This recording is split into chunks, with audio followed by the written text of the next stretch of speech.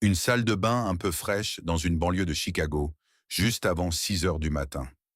La lumière pâle accroche le bord d'un lourd lavabo en porcelaine. Une mère se tient devant un miroir embué, tenant un simple pain de savon blanc et un gant de toilette en coton rêche. On peut entendre le jet vif de l'eau froide frappant la vasque et sentir l'odeur fraîche et sans détour d'une propreté simple emplissant la petite pièce. Mais le plus étrange est ceci. Il n'y avait pas de bouteilles en plastique sur son comptoir, pas de sérum coûteux, pas de routine en 12 étapes. Les femmes ayant les normes de propreté les plus strictes possédaient le moins de produits. Pourtant, le parfum de fraîcheur qu'elle dégageait est une chose que les industries modernes ont dépensé des milliards à essayer de recréer. Elle ne se contentait pas de se laver, elle suivait une discipline calme et rigoureuse. Voici 15 règles d'hygiène tacite que chaque femme des années 1950 connaissait. Maintenant, avant de nous plonger dedans, cliquez sur le bouton d'abonnement. Vous ne voudrez pas manquer ce qui va suivre. Aujourd'hui, nos armoires de salle de bain débordent de bouteilles en plastique et de routines compliquées et coûteuses. Mais dans les années 1950, l'hygiène consistait moins à acheter des produits qu'à posséder un type de savoir spécifique. Ces règles tacites n'ont pas disparu parce qu'elles ne fonctionnaient plus. Elles ont disparu parce que l'industrie moderne a réalisé qu'on ne peut pas vendre continuellement une habitude qui ne coûte presque rien. Ce qui a disparu n'était pas le désir d'être propre. C'était la discipline tranquille transmise de mère en fille. Alors que nous décomptons ces 15 pratiques oubliées, vous verrez comment la véritable propreté était maintenue avant que tout ne devienne jetable. Continuez à regarder jusqu'à ce que nous atteignions le numéro 1, car la règle finale de cette liste ne concerne pas seulement le lavage, elle concerne le fondement même de la dignité d'une femme. Et le compte à rebours commence exactement là où la plupart des matins commençaient autrefois, juste au bord du lavabo. Numéro 15. La discipline quotidienne du gant de toilette. À une époque antérieure aux exfoliants chimiques, aux peelings acides et aux fleurs de douche en plastique qui tapissent chaque étagère de douche, la femme des années 1950 comptait sur quelque chose de bien plus rigoureux. Un gant de toilette en coton blanc rêche. Ce n'était pas un glissement doux et luxueux sur la peau. C'était un gommage ferme et délibéré. Associé à un lourd pain de savon à la soude ou de savon ivory, la texture rugueuse du tissu éponge procurait un léger picotement vivifiant qui stimulait la circulation sanguine et éliminait la saleté de la journée. Le gant de toilette était essoré fermement, laissant la peau rouge, éclatante et profondément propre. Cette pratique n'était jamais considérée comme une séance de soins de type spa. C'était une discipline quotidienne, une méthode pratique d'entretien physique qui gardait les femmes radieuses sans une seule goutte de gel douche coûteux. Numéro 14. La finition à la poudre de talc. En sortant du bain, la routine était loin d'être terminée. Avant même qu'une femme puisse penser à se glisser dans une gaine ou un corset étroitement structuré, elle devait être complètement, impeccablement sèche. C'est ici qu'intervenait la grande boîte de poudre de talc. Armée d'une houppette en peluche surdimensionnée, elle se saupoudrait d'un nuage blanc, doux et parfumé. On pouvait sentir la douceur poudrée distincte flotter dans le couloir, longtemps après qu'elle ait quitté la pièce. Aujourd'hui, nous nous enduisons de lotions lourdes qui nous laissent collants. Mais au milieu du siècle, l'humidité était l'ennemi absolu des sous-vêtements de maintien. La poudre absorbait l'humidité résiduelle, garantissant que la soie et le nylon s'enfilent sans effort. Il s'agissait moins de parfum que de concevoir la base parfaite et sèche pour l'armure de la journée. Numéro 13. Faire bouillir le linge. La propreté s'étendait bien au-delà du corps. Elle était tissée dans le tissu même qu'une femme portait à même la peau. Entrez dans une cuisine des années 1950, un mardi matin, et vous pourriez trouver une grande marmite en émail mijotant sur la cuisinière. Mais ce n'était pas de la soupe. C'étaient les sous-vêtements en coton et les gants de toilette de sa famille. Au lieu de compter sur des agents de blanchiment chimique agressifs qui détruisent les fibres, les femmes faisaient bouillir leur linge quotidien avec du savon râpé pour le stériliser complètement. La cuisine se remplissait de l'odeur lourde et propre du coton chaud mouillé et de la vapeur montante. En contrôlant la température, elle tuait les bactéries et gardait les blancs d'une blancheur éclatante.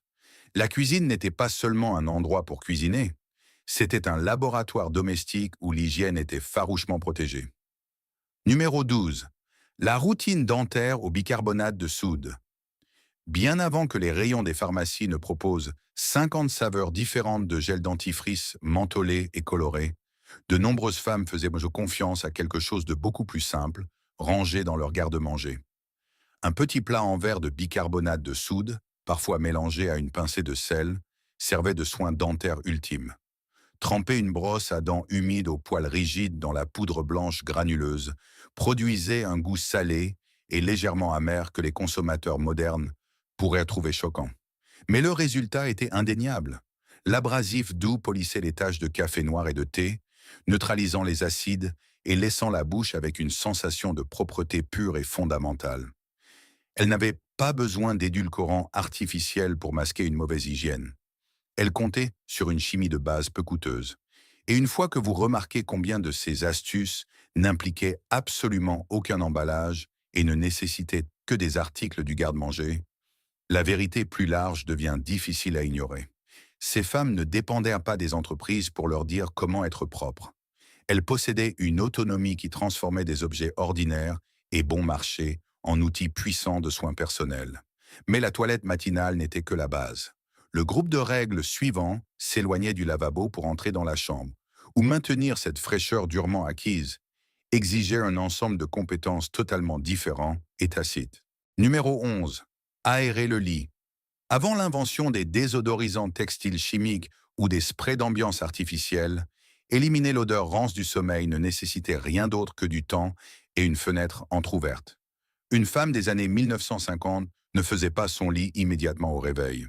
Au lieu de cela, elle rabattait les lourds draps en coton et les couvertures en laine jusqu'au pied du lit. Elle ouvrait la fenêtre de la chambre, laissant l'air frais matinal, souvent glacial, balayer le matelas. Pendant au moins 30 minutes, le lit était laissé à respirer, évaporant la sueur nocturne et neutralisant les odeurs. C'était un exercice tranquille de patience. Le confort moderne nous dit de vaporiser l'odeur d'une pièce fermée, mais elle savait que la véritable fraîcheur ne pouvait pas être versée d'une bombe aérosol. Elle devait être invitée de l'extérieur. Numéro 10. Le lavage hebdomadaire des cheveux. Entrez dans une douche moderne et vous verrez probablement un rituel quotidien de savonnage et de rinçage qui décape le cuir chevelu. Au milieu du siècle, cependant, se laver les cheveux était un événement, généralement réservé au vendredi ou au samedi soir, jamais une pensée après coup quotidienne. L'eau était tenue strictement à l'écart des cheveux pendant la semaine, protégée par des bonnets de douche en plastique serré et bruyant. Ce n'était pas une question de paresse, c'était une intelligence domestique délibérée. En laissant les huiles naturelles du cuir chevelu intactes, les femmes évitaient la sécheresse chronique qui afflige les cheveux modernes. Elles n'avaient pas besoin d'une panoplie de masques hydratants parce qu'elles ne détruisaient tout simplement pas les défenses naturelles de leurs cheveux en premier lieu. Numéro 9.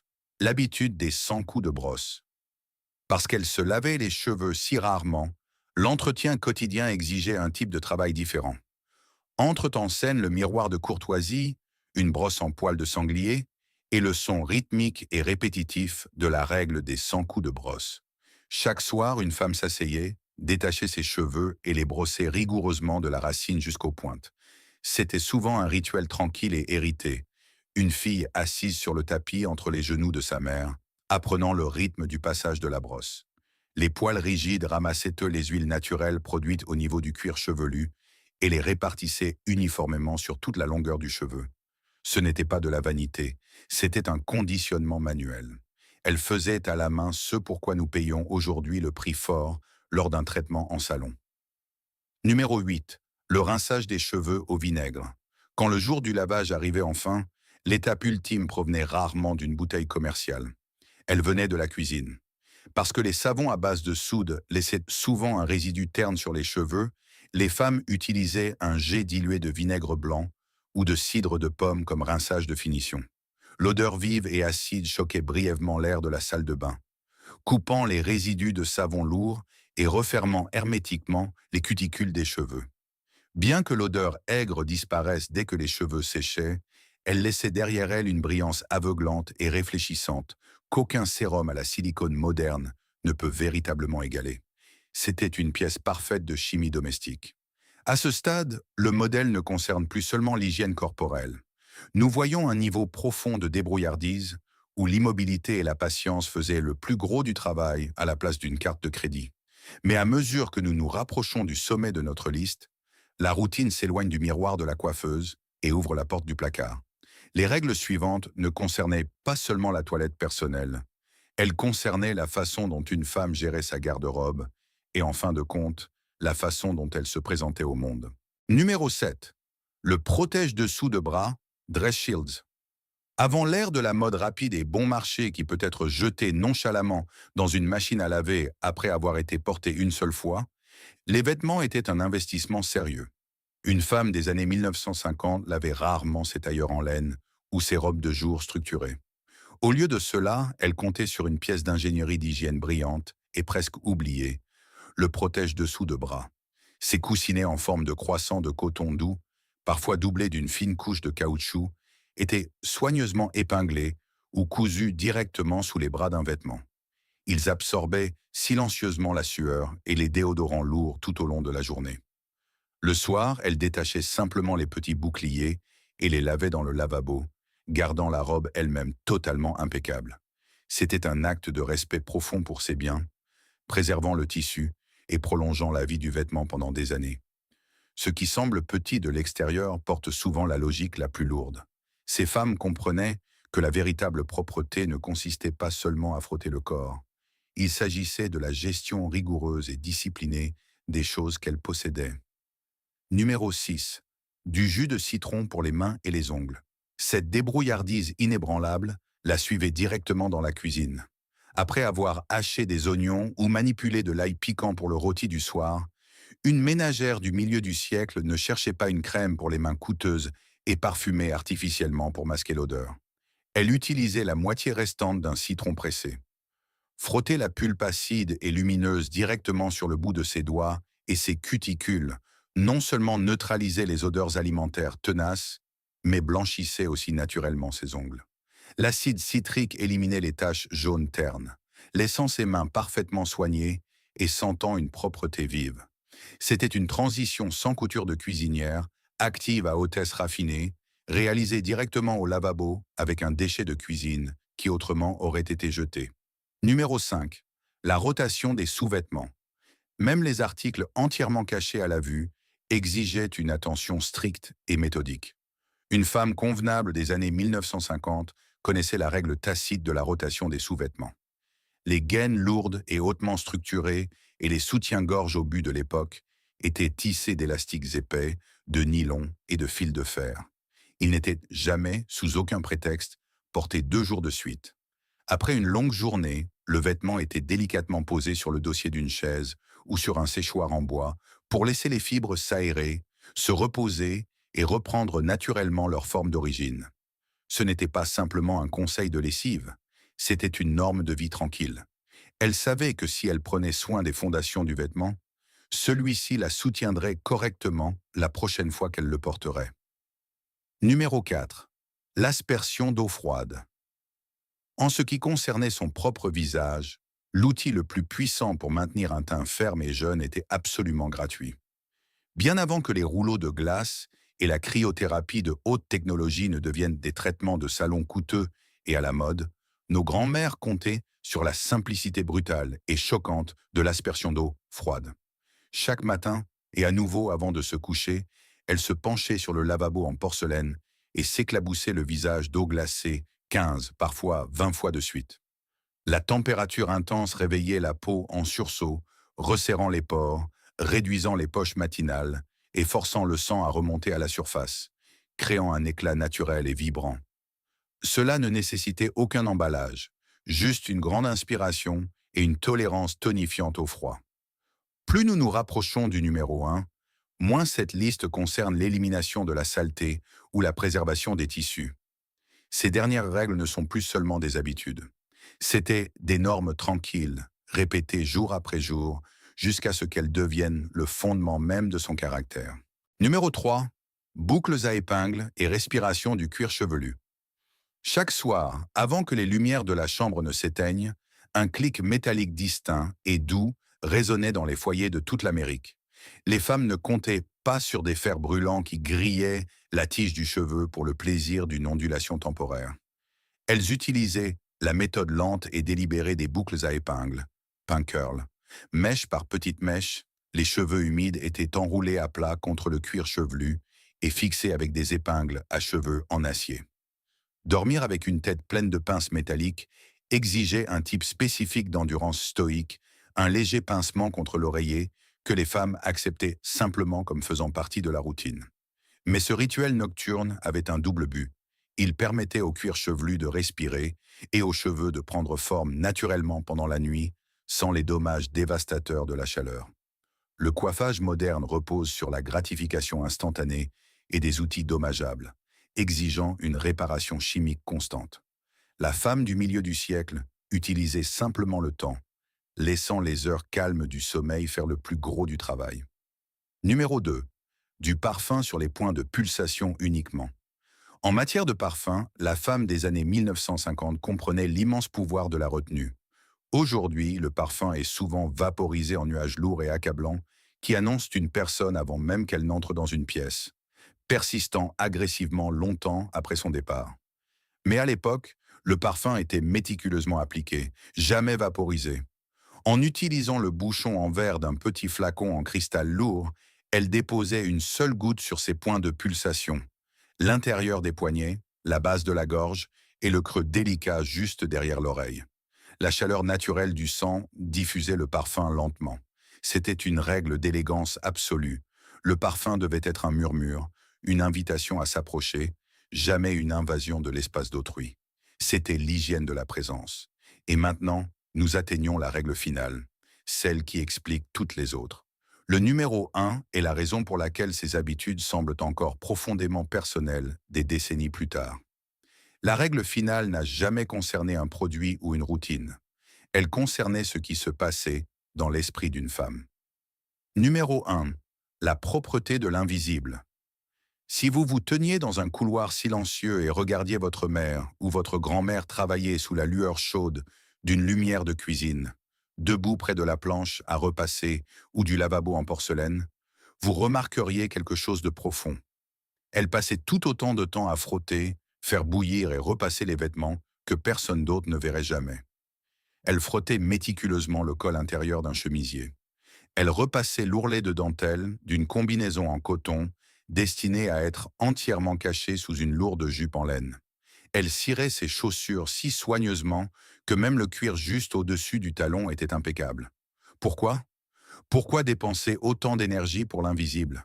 Parce que pour la femme des années 1950, la propreté n'était pas une performance pour le monde extérieur. C'était une norme interne. C'était la croyance profonde et inébranlable que vous méritiez d'être propre, jusqu'aux coutures de vos sous-vêtements, quelle que soit votre richesse ou votre rang social. Ce n'était pas de la vanité, c'était une armure. C'était la dignité tranquille de savoir que vos fondations étaient impeccables, même si vous étiez la seule à le savoir. Le pain de savon, le gant de toilette rêche, la gaine parfaitement rôtée, ce n'étaient que des objets physiques. La vraie leçon était la discipline invisible qui les entourait. Et alors qu'une fille regardait depuis le pas de la porte, le savoir se transmettait sans qu'un seul mot ne soit prononcé. Aujourd'hui, nous remplissons nos armoires de salles de bain de bouteilles en plastique qui promettent commodité et résultats instantanés. Mais ce faisant, nous avons perdu quelque chose de bien plus précieux qu'un vieux pain de savon. Ces règles d'hygiène n'ont pas disparu parce qu'elles ont échoué. Elles ont disparu parce que l'industrie moderne a réalisé qu'elle ne pouvait pas vendre la patience, la discipline et l'autonomie. Ce qui a vraiment disparu, c'est le savoir tranquille et générationnel, les normes tacites transmises de mère en fille. Quelque part, si vous fermez les yeux, vous pouvez presque entendre le jet vif d'eau froide frappant un lourd lavabo en porcelaine. Vous pouvez sentir l'odeur fraîche de la poudre de talc flottant dans le couloir. Quelque part, une mère se tient toujours devant un miroir embué, enseignant silencieusement la leçon durable de la dignité. Quelle est une règle d'hygiène à l'ancienne que votre grand-mère vous a apprise et que vous utilisez encore aujourd'hui? Partagez vos souvenirs dans les commentaires ci-dessous. Si vous avez trouvé de la valeur dans ce voyage dans le temps, Merci de laisser un j'aime, de vous abonner à la chaîne et de cliquer sur la vidéo sur votre écran pour découvrir d'autres secrets oubliés du passé.